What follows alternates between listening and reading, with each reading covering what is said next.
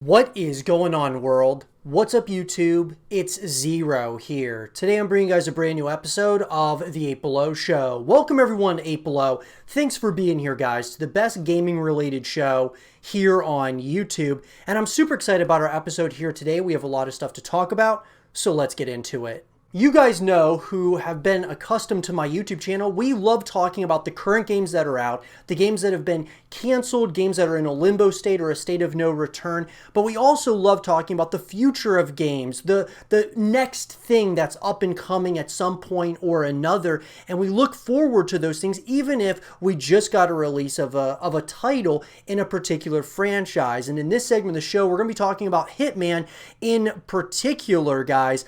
Whereas we're going to talk about Hitman 4, the continuation here of the Hitman franchise following Hitman 3, which obviously released not too long ago. We're going to talk about Hitman 4 because we do know some things so far about this upcoming title, and there are some things that may have been kind of given to us in somewhat of an Easter egg format through IO Interactive in Hitman 3. So if you haven't played Hitman 3, I would definitely recommend playing it, but also just be aware that there are going to be spoilers throughout the course of this segment of the show. So let's get into it. In an article, guys, written by Danny Paez of Screen Rant, Hitman 3 might have been the end of the World of Assassination trilogy, but IO Interactive has already committed to a Hitman 4 release. And that's huge, guys. Hitman 4 is coming in some format or another, whether it's going to be some kind of spin-off or somewhat of a soft reboot, whatever the case might be, we are going to be getting continuation at some point or another. Hitman 3 turned the page on Agent 47's 5-year journey, beginning with the release of Hitman in 2016, but the cold-blooded assassin's reign is far from over.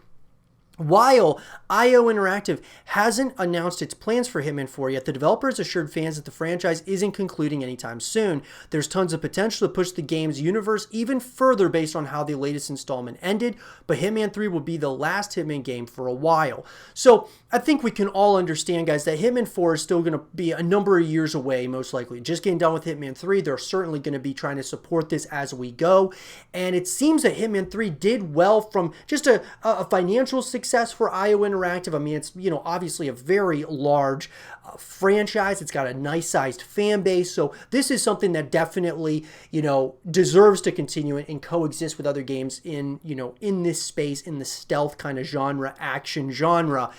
IO Interactive has released its past 4 Hitman titles 2 years apart, but the developer has recently shifted focus to a brand new franchise. The studio is currently working on a new game tentatively titled Project 007, so Agent 47 will take a backseat to James Bond for the time being. So Project 007, guys, from IO Interactive, that's another game that's definitely going to be something we're going to talk about here on the YouTube channel, because I'm really excited to see what IO Interactive is able to do with that franchise. But let alone, guys, we know that with Hitman 4 coming out, they're working on 007, which is a great, probably another great universe for IO Interactive to get involved in. Hitman is certainly one that they'll probably come back to after Project 007. So IO Interactive actually stated its commitment to the franchise before Hitman 3 was even released. The developer's co-owner, Christian Elverdam, told Game Informer on December 31st that he felt good about walking away from the franchise after concluding the World of Assassination trilogy with Hitman 3. Elverdam reassured fans that while Agent 47 will be on hiatus for the time being, it's not the end of the Hitman series at all. That was abundantly clear during the ending of Hitman 3, which we're going to get into those spoilers here now, guys. But what I will say is this: even though, IO Interactive felt good maybe about walking away from Agent 47 because it's like the conclusion, even that though, when we saw the ending of Hitman 3, it's definitely not the end, guys. And I think we would all be really bummed out if it was like the ending that we got in Hitman 3, if that was really going to be the final moments of the Hitman franchise. We definitely would want to see where it goes from there. So here we go. Hitman 3 was teased in the release of, Hitman 3 teased the release of Hitman 4. So the final scenes of Hitman 3 see Agent 47's handler, Diana Burnwood, seemingly betray the title's longtime protagonist and turn him over to the constant Setting up Agent 47 turns out to be a ploy to get him to kill the Constant so that Diana can assume the position herself. The final mission orders Agent 47 to find and take out Arthur. Players have the choice to kill him or wipe his memory, which results in the same conclusion. From there, Agent 47 appears to walk away from his life as a murderer for hire, but his work is far from over. Hitman 3's epilogue picks up a year after Arthur's assassination and shows Fan a final conversation between Agent 47 and Diana that plays out as a cutscene. He says, I chose this path because I can. There will always be people like them. So there will always be people like us. Diana responds with, no one is untouchable, which brings a smile across 47's face and makes him say, it's good to be back. So obviously, guys, there's more to come, right? I mean, now you could say maybe they'll kind of conclude it in, DLC, future DLC for Hitman 3 or something of that nature.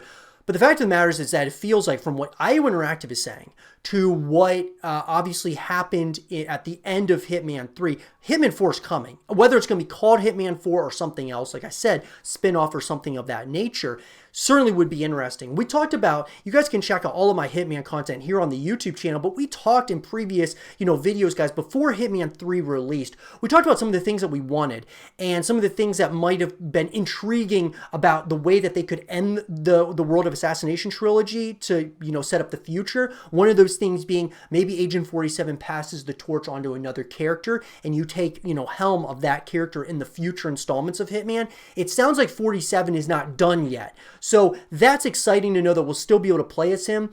Obviously, we'll have to see kind of what that looks like in the future. It'll be, without a doubt, guys, I'm incredibly excited. I was very pleased with Hitman 3. I don't know what you guys thought about it. I would love to hear your thoughts in the comment section below. I know it's certainly every game in a major franchise like Hitman has people that, there's pros and cons, right? No game is perfect. And so this one is no different. It certainly had its flaws, but it also had some great moments, to say the least. A new chapter of Hitman will eventually be released with 47 and Diana as equal partners as opposed to their past handler and tool relationship. IO Interactive hasn't announced exactly what it has planned for the franchise after Hitman 3's World of Assassination trilogy, but Agent 47 is by no means decommissioned. Just don't expect anything before Project 007's release. And I agree, 100%. I think that what we can expect, guys, is Project 007. When that releases, then we can really start talking about, okay, what exactly is Hitman 3 all going to encompass? Like, where are they going to go from here? The main thing is that Hitman 4 is confirmed to be coming out, right? So it's kind of similar, I always bring up like Gears of War and kind of what Gears of War's been doing, but Gears of War, guys, obviously after Gears 5, Rod Ferguson, the studio head over at the Coalition, had stated that Gears 6 and Gears 7 were confirmed and said that they were coming at some point or another. It sounds like it's something similar here with IO Interactive. They're not kind of committing to more games than one, but I would say that from what they're kind of stating, it almost sounds like they're planning like maybe another trilogy or something of that nature. So that's what's very exciting. The biggest thing here, guys, is Hitman 4 is coming. It's confirmed. We are going to get a Hitman 4 at some point. Whether it's called Hitman 4 or something else, it's very exciting to say the least, and I would love to hear you guys' thoughts in the comment section down below. And for more Hitman 4 content and videos, stay here with Zero TV. Far Cry is rapidly growing in popularity, guys, and it's becoming more and more one of my favorite franchises out there. The first couple of Far Cry games that came out, I wasn't a massive fan of, but once we got to like Far Cry 3 and, 4 and then obviously 5, 5 was certainly my favorite. I know a lot of people have their feelings towards Far Cry 5. Some loved it, some didn't so much. Some people really just love Far Cry 3 as a whole. And, Far Cry New Dawn, I thought, was certainly a step in the wrong direction. However, I still thought that, it's kind of somewhat of a spin-off similar to what Far Cry Primal was, so I totally accept it as for what it is. That being said, though, the up-and-coming title in the Far Cry franchise being Far Cry 6 is one that I'm very excited about for a number of reasons. I know many of you out there are as well. The ties potentially to Far Cry 3, which is what's getting everybody in the community super, excited, myself included. Giancarlo Esposito playing the main villain is another thing very intriguing about this. I want to go ahead, guys, and talk about, as we sit here right now, all the things that we know about Far Cry 6, and we can kind of break it down, speculate, talk about the rumblings, the things going on behind the scenes, and things that are maybe being leaked as well. And I would love to hear your guys' thoughts in the comment section down below. We can have a real conversation about it. So let's get into it. In an article written by Lauren Morton of PC Gamer, Giancarlo Esposito plays the heavy as Far Cry moves to the fictional Caribbean country of Yara. Far Cry 6 leaves behind Far Cry 5's and New Dawn's Montana and heads for a Caribbean vacation in the fictional country of Yara, where things are, unsurprisingly, a bit chaotic. Ubisoft's next shooter is set amidst the riots trying to oust evil dictator El Presidente from power. So, the big one is the release date, guys.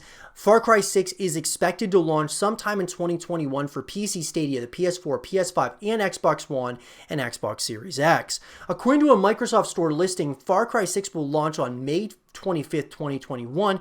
Ubisoft hasn't confirmed this date, but Microsoft Store states published before official announcement have proven true in the past.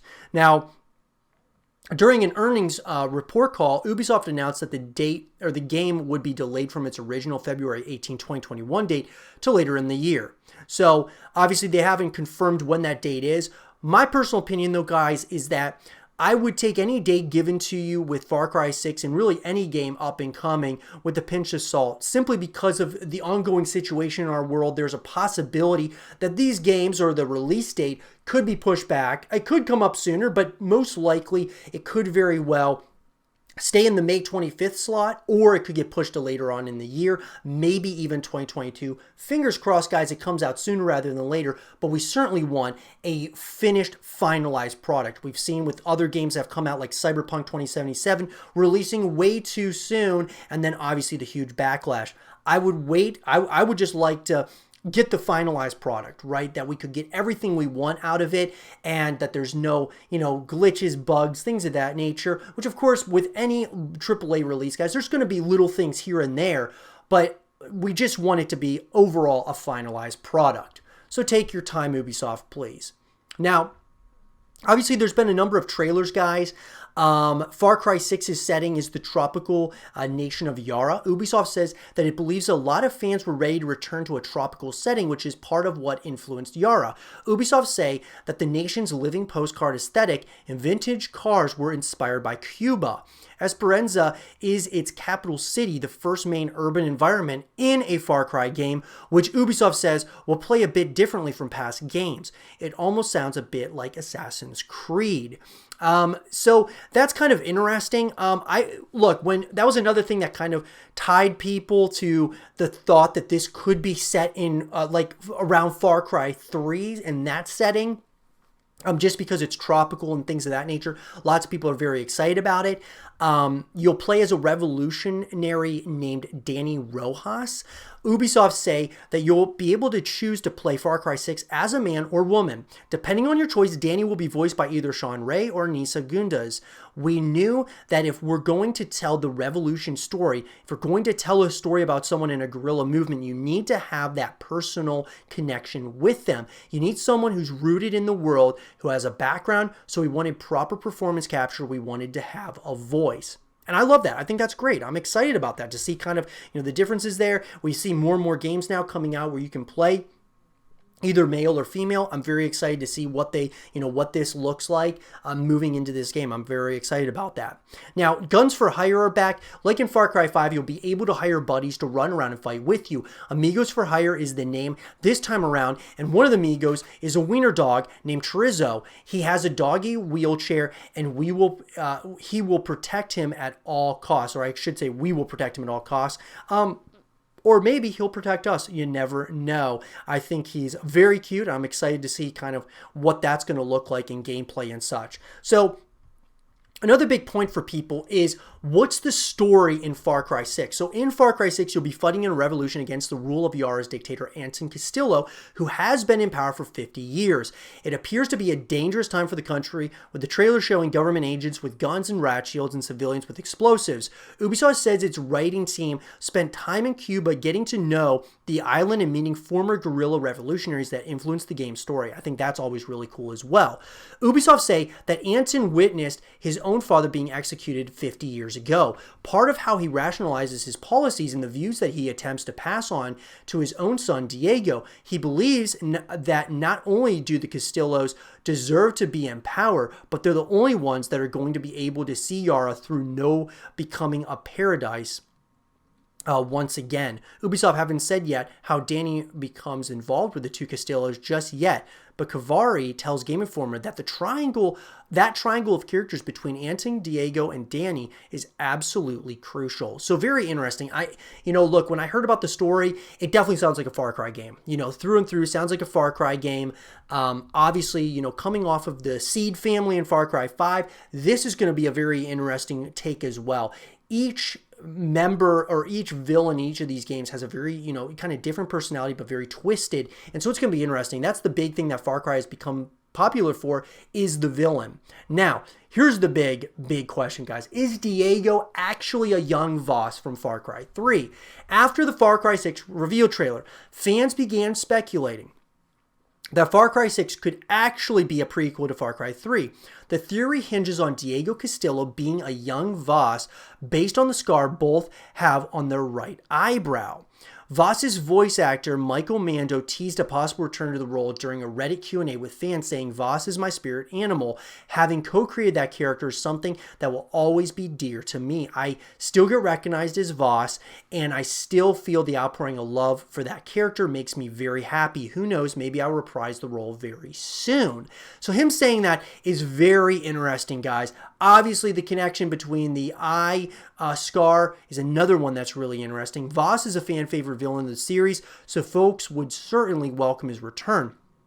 Though things may not be quite so simple, in Far Cry 6's reveal trailer, you can see Diego wearing what looks like modern headphones, which doesn't exactly square with him being the younger version of Voss, who was born in 1985 and would have been Diego's age in the late 90s. Consider this one wishful thinking for now. I agree with that. We also saw, I believe, a phone, it looked like a smartphone on the table as well in the trailer, which also kind of messes with that, the timeline, right? However, when we look at Far Cry 5 and how that game ended, what's to say that there's some kind of time travel in this universe? I would not put it past Ubisoft whatsoever to do something like that here, potentially in this game. Time travel is definitely one that I think could come, and I think that kind of really builds on, that lore, that story of Far Cry, and really what makes this universe so interesting is that it kind of keeps you on your toes. You just never know what's going to happen,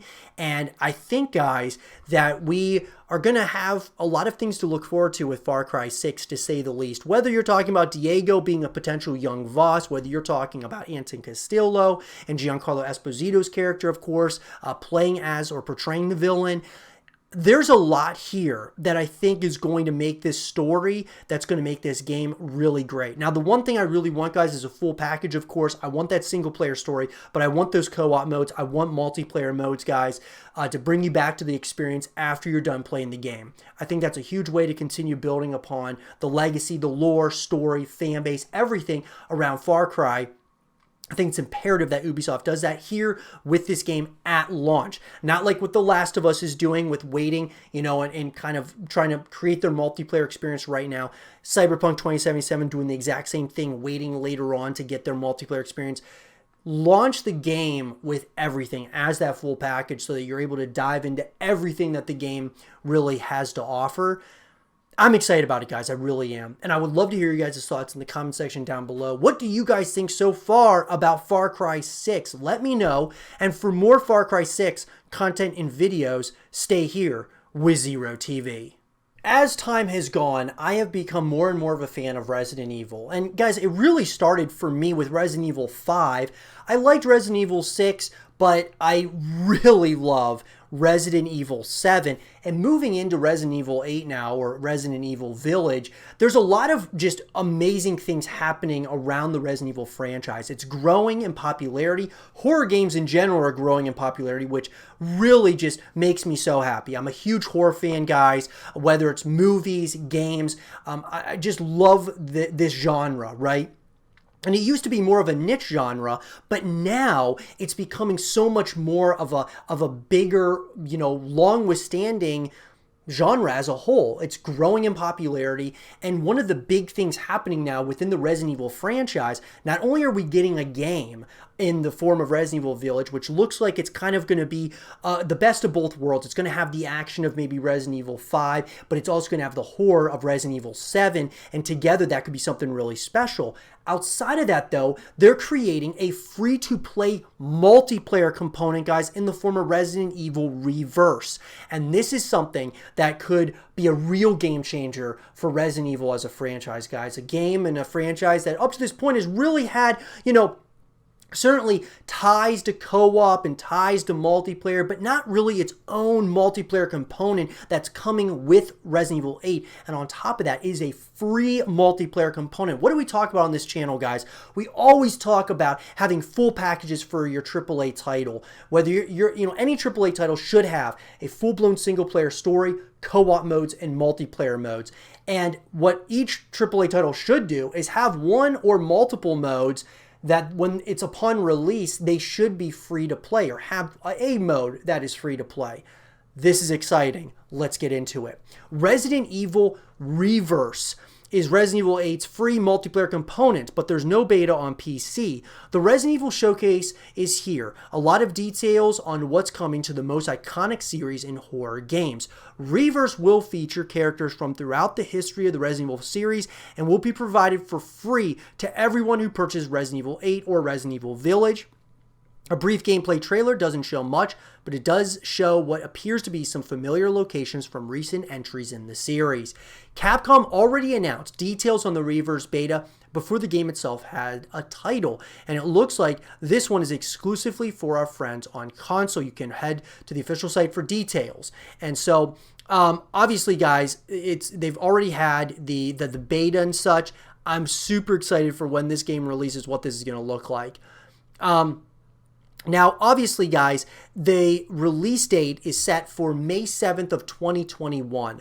And look, Reverse is going to be something I believe that obviously is going to take Resident Evil and it's going to put this franchise on the map in a bigger way, a way we haven't seen before in Resident Evil's history. Because a lot of people, what you'll do is you'll jump on Resident Evil, like the newest title, you'll play the story. And then after that, you might play it a couple of times through, but then you move on to other games. And then afterwards, maybe if DLC releases, you'll come back to Resident Evil and play that DLC and then move on to other games once again. But now, with Resident Evil Village coming out, not only are you going to have that full-blown single-player story, play that through, and I'm sure there's going to be a ton of Easter eggs and there's going to be a lot of things to really dive into there. But then after you're done playing it, or during your time playing, you can kind of take a break, play Resident Evil Reverse, play some multiplayer components. After you're done, you might not move on to other games. You'll stay in this universe and play Reverse, which is free to play. And some people might just download Reverse just to download it and, give it a try. This could put so many more eyeballs on the Resident Evil franchise in a way we've never seen before first of all, in really just, when we look at the totality of the horror genre, this could put some real eyeballs on this from a multiplayer perspective, and that's something that's super exciting in my personal opinion. Now, according to Capcom and Resident Evil's official page, it has free with Resident Evil Village. Receive Resident Evil Reverse, the new title celebrating 25 years of Resident Evil, for free when you purchase Resident Evil Village. Now, a fight to the death that all Resident Evil fans can enjoy. In Resident Evil Reverse, you can test your skills against other players in 4 to 6 person deathmatch battles. Play as beloved characters from the Resident Evil series and turn the tides of battle with powerful bioweapons. Take part in 5-minute death matches where the player with the most points wins. Use the weapons and items you find to take down even more powerful enemies. Turn the tides with bioweapons revenge. So when your character is taken out, their body transforms into a powerful bioweapon which can be used against other players. Pick up multiple virus capsules to transform into even stronger bioweapons. Getting revenge with the bioweapon is also a great chance for more points. So obviously, to me, guys, this almost reminds me of Gears of War's, beast mode, which was essentially like so with Horde mode, it was you and your friends or by yourself. You could go up against waves and waves of enemies. Well, with Beast mode, you could also play as those, the Locust Horde, or, the enemies essentially going after, the good guys, essentially, the cogs. And so in this, it kind of reminds me of that, where you can play as, enemies, or you can also play as friend, and there's foe. And then, of course, you have these 6-person deathmatch battles. And I also think that this is just kind of the tip of the iceberg. They could obviously really expand upon it and create a lot of other game modes and things of that nature, new maps, weapons, characters. That's why I think that this is a huge game changer for Resident Evil. I've always stated that multiplayer needs to be in AAA titles. Every AAA title needs to have multiplayer. This is kind of like, think of like Elder Scrolls Online, Red Dead Online, GTA Online, kind of almost like that, where they have this living, breathing place you can go to that, within this virtual world, and you can go to it and consistently be, having things to do, playing against other people. And obviously at first, guys, it might, be relatively bare bones, like, having like different 6-person deathmatch battles, but eventually over time, they add more to it. You make your voice heard by talking on, Twitter and such, trying to tell the developers what they need to do to continue, building upon this thing, so they support Resident Evil Reverse for the long withstanding future. I'm incredibly excited, guys. And now with with Reverse being announced, I am extremely bullish now on the future of Resident Evil as a franchise moving forward. I'm so excited about it, guys. What do you all think? Free to play. 100% free to play. That's huge. Absolutely huge. If you buy Resident Evil Village, it's massive. Let me know what you guys think in the comment section down below. And for more Resident Evil Reverse content and videos, stay here with Zero TV. There's a lot of games that I'm really excited about, guys, and I talk about on the YouTube channel a lot about the different games I'm really excited about. I can't wait to get my hands on, and one of those is without a doubt the Callisto Protocol. It is one of my most anticipated games of the future, right? Because this is a game that's slated for like 2022, and it could get pushed back. We never know what's going to happen, but the Callisto Protocol is certainly one of my most anticipated games of the future. I'm a huge fan of the horror genre. I've stated that a million times, whether we're talking movies or video games, and, Dead Space being one of my favorite, just horror games ever made. The Callisto Protocol, from the makers of Dead Space, is something that is going to really be something I have very high expectation for, and I'm just going to be really excited about it. And in this segment of the show, I want to talk about everything that we want in the Callisto Protocol. And when I say we, guys, I'm going to be giving you guys my thoughts and opinions here. I would love to hear yours in the comment section down below. And in this segment, guys, I'm going to be talking about the 5 things that we want most out of the Callisto Protocol. And like I said, I want to hear from you guys. What are the 5 things that you guys want the most? I'm going to give you guys mine, so let's get into it. So coming in, guys, at number 1, most important thing when it comes to any AAA title out there, I always talk about it here on the YouTube channel, a full package. So at number 1, guys, I want a full package. What does that mean? Well, that means that we want a full-blown story mode, right? A full-blown campaign that we can really sink our teeth into. We also want to have co-op modes that we can play with our friends, and we want to have multiplayer that we can play with others out there, and or against others out there. Having a full package is incredibly important for the Callisto Protocol, I believe, for its long-withstanding success. After you're done playing the single-player story, you can either play it over again if you want, or you can play co-op modes with your friends, maybe going up against waves and waves of enemies like Gears of War. Or you can play multiplayer against, PvP setting. Having all those different ways that you can connect with this franchise is really going to help it being a brand new franchise. Also in the horror genre, I believe it's going to be very, very important. We see games like Resident Evil moving in a direction of having, Resident Evil Reverse. We just talked about that, in an earlier segment, where it's a full-blown multiplayer component that's free, right? And so I think having multiplayer, having ways that you can connect with this franchise after you're done playing that single-player story is crucial. Simply because if you beat that single-player story and you have no other way to connect with the game, you're going to move on to other games. So full package is a must. At number 2, guys, I really believe that the downfall of Dead Space came with Dead Space 3, obviously, but it was really this direction that EA wanted to go in. EA and Visceral Games. This direction that, away from what made Dead Space so great in the first place. The first two Dead Space games had, a horror game with action elements. But then in Dead Space 3, they flip-flopped it. They made it an action game with some horror elements, which really lost the fan base in a number of ways. Obviously, not having co-op, finally bringing it into the fray in Dead Space 3 was a little bit too little too late. And not having multiplayer, I think, was a huge disservice to the franchise.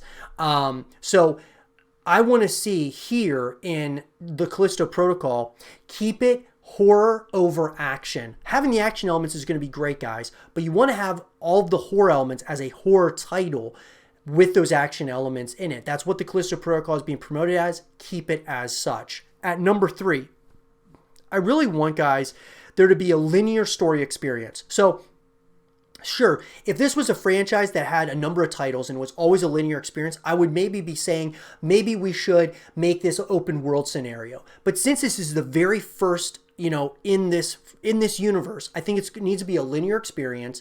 It needs to be one where you have like those claustrophobic moments, right? Kind of like Dead Space. Claustrophobic moments, you're able to explore a little bit, but not much. It's more of like this very linear story experience where they're trying to get the point across, where you're supposed to be absolutely terrified. They're trying to make the scariest game ever made.